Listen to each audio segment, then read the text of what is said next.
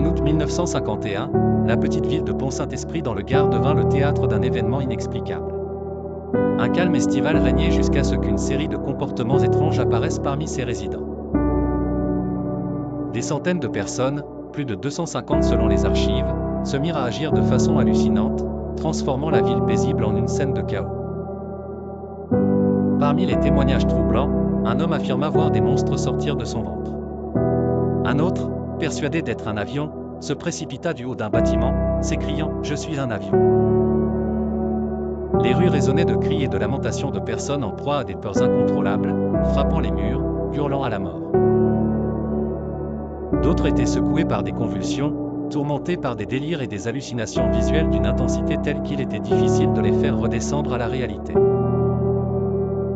Ces événements eurent des conséquences tragiques avec 4 morts directes, plusieurs suicides et des dizaines d'hospitalisations. La panique s'empara de la ville, et les autorités mirent rapidement en place une enquête pour déterminer la cause de cette folie collective. Une conclusion s'imposa rapidement, tous les malades avaient consommé du pain produit par une boulangerie locale. La suspicion s'orienta vers la farine utilisée pour fabriquer ce pain, peut-être contaminée. Les premières hypothèses firent état de la présence d'ergot de seigle. L'ergot de seigle contient des alcaloïdes ayant des effets très proches de ceux du LSD, capables de provoquer hallucinations, convulsions et troubles psychotiques. D'autres avancèrent l'idée d'une contamination chimique par des insecticides ou des fongicides due à une erreur de stockage. Cependant, une nouvelle théorie fit surface en 2009, ravivant le mystère qui entourait cet événement. Selon Cal Barelli, journaliste américain, l'incident serait lié à une expérience secrète menée par la CIA durant la guerre froide.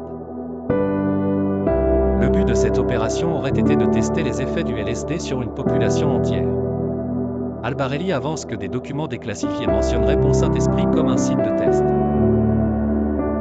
Cette théorie, qui reste controversée et alimente les débats, n'a jamais été complètement confirmée. L'histoire des maudits de Pont-Saint-Esprit continue d'intriguer et de passionner, faisant de l'affaire l'un des plus grands mystères de santé publique en France.